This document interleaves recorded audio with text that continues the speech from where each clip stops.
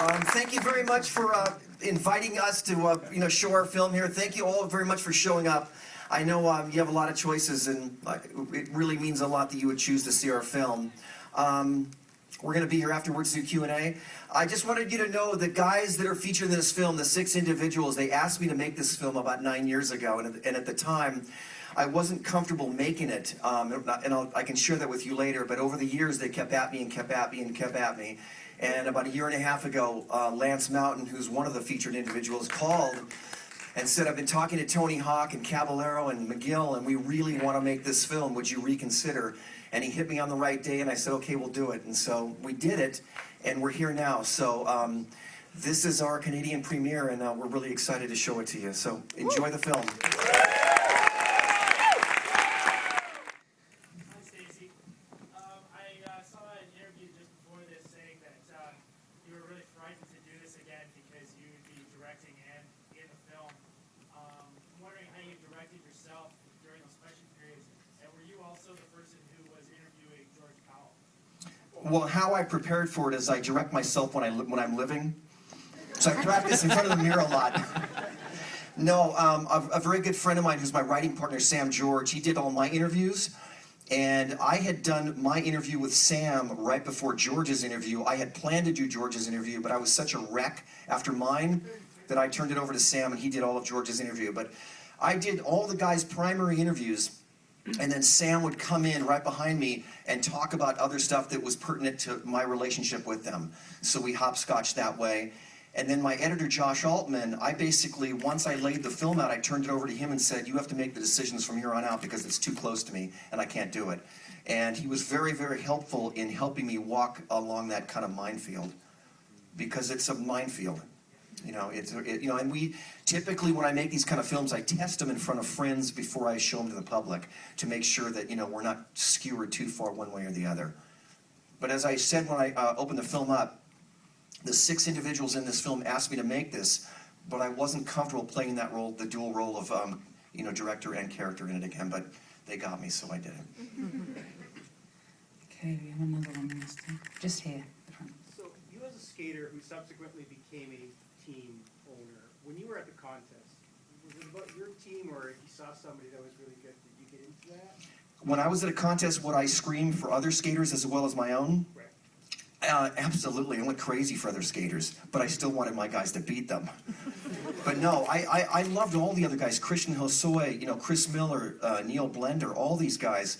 I respected all of them, but of course I always wanted my guys to take them. But if they didn't, I was very supportive of the others, because I've been with them, just as long. They've been in the amateur ranks as well for a long time, and it was a much smaller world back then.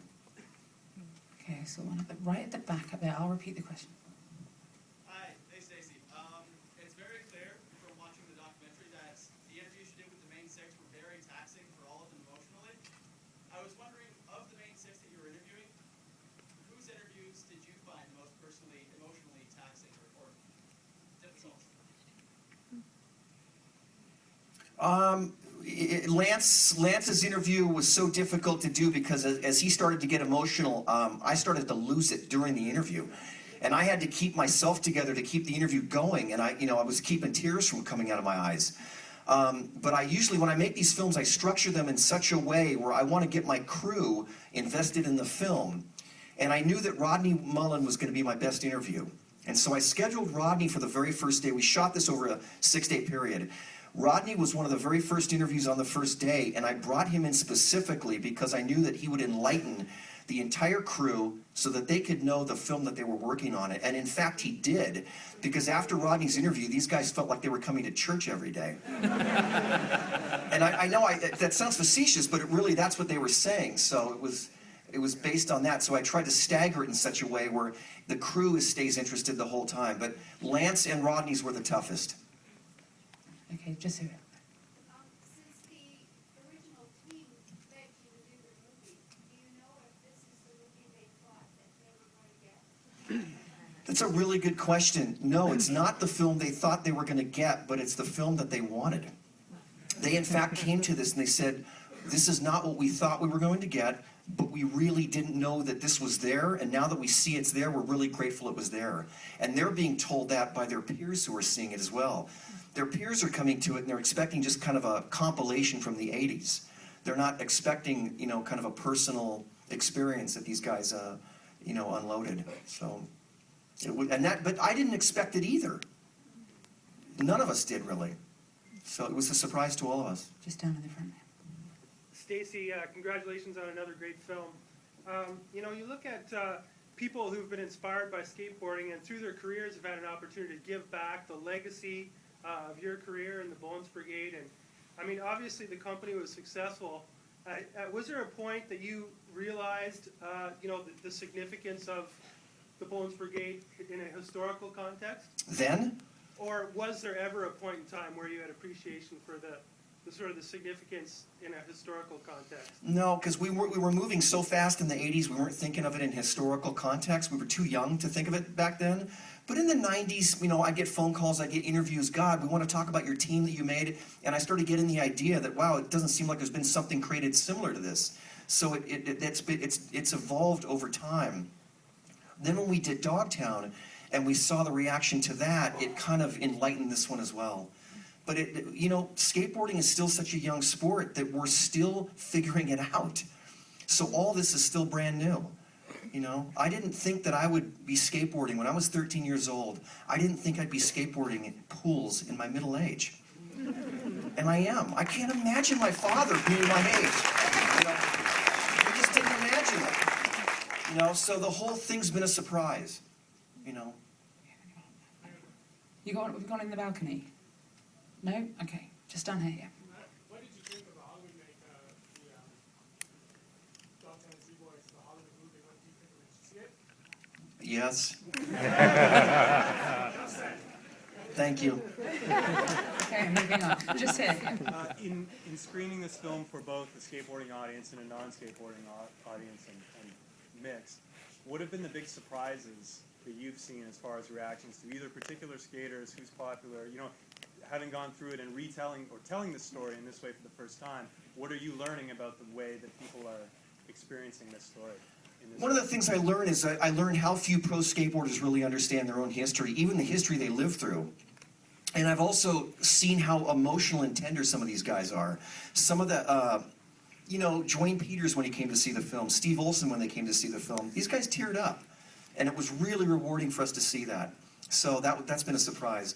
But it's mostly the people involved in the sport itself that forgot all the historical moments, how one thing led to another in this whole thing. And that's what's the fun about making these films is putting all that together and giving the sport a context so that people can understand where it comes from and why it's here and how it got here. Okay. Just, yeah, very much, yeah. Behind. What was the deal with bow knife and who came up with it? All I can tell you is you know, this is one of those weird conundrums. We tested this material, it worked, and as soon as we came out with it on our boards, it didn't work. And if we would have been a lesser company, it would have put us out of business. It's still a mystery to us today. Okay, yeah, just here with the red, yeah. What do you think it is about skateboarding in particular that makes it so creative and trend-setting compared to really, I'm a little biased to the skateboard, but any other extreme sport? It's always evolving, like it never stops. Because you're not supposed to do it. It's true. You're not supposed to do it where you do it, and because of that, you have to think about how to do it there. When you think about how we skateboard on things that were not designed for us. When you play basketball, you play in an arena that's designed for you to play basketball. Same with football, same with baseball. When you get on a skateboard, you can do it basically anywhere, and you always have to be looking out for cops because people don't want you to be doing it. So if you're going to be a skateboarder, you have to learn to be crafty and subversive, a little bit of a, you know, I'm not going to say dishonest, but a little bit of civil disobedience. It's a really great way to train a brain. Every time someone, like a mother or father says, oh, my 5-year-old, you know, just picked up a skateboard, the first thing I say to them is I said, your kid's going to be a liberal. It's the truth. Because it opens the brain up. It just has a way of opening your brain up. I'm looking for people in the back. There was one. Yes, right, stretch up the back. Hi, Stacy. First of all, that was a great movie. Thank you. Just wanted to know, because today, with the internet, we know what's happening in the world. At the time, like when the McTwist was first done, or when Rodney was starting to do a couple of these tricks, did you guys really have a sense of like, yeah, this is so cutting edge at the time? Oh my God, when Mike did the McTwist, the whole industry was up in arms. Everybody. That's all we were talking about. But conversely, when Rodney invented the Flatland Ollie, which would be the most revolutionary of all of them, it wasn't that big of a deal because Rodney was a freestyler. And we were looking at the Ollie as in a freestyle box. We didn't realize the implications that trick would have. You know, when Caballero did the Caballero, unbelievable, mind-blowing. When Eddie Alguera did the Algarial, these were mind-blowing tricks, but again, they were contained to our little cottage industry. They didn't go outside anywhere else. Stacy, just wondering what's next, man? What are you going to do now? We're in the process of, I'm producing another documentary on this famous Hawaiian surfer named Eddie Aikau, and we're actually post right now. But after that, I really, to be honest with you, I just want to skate and surf for a while. Yeah. That's it.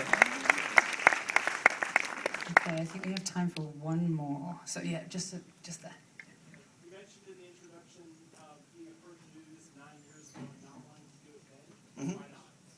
Well, like I said, I was asked that earlier because I didn't want to play the director character in the film role. I thought it was too dicey to do that twice in a lifetime. But these guys talked me into it, so that's why I did it. And yeah, go ahead. What do you think of the generally the state of skateboarding today and where it's going, and anything to say about this new invention they call the longboard? Is it really that new? I thought we had them in the, back in the day. No, look, I never thought in my lifetime there would be TV channels devoted to skateboarding. It's certainly got commercial, but I think the thing that is remarkable to me when I see skateboarding today is when I grew up skateboarding, 99% of the kids that did it were white with blue eyes and blonde hair. When I see skateboarding today, I see inner city kids doing it, African American kids, Latino kids, kids of all ethnic traditions, and that to me is what's exciting about it because they're being saved by skateboarding for the same reason we were, but they're in all different places, and even kids in Afghanistan. So that to me is the thing that's really exciting about skateboarding. As it progresses commercially, there's also this underground thing happening. It's giving other kids a chance. It's giving them a way out and hope. So.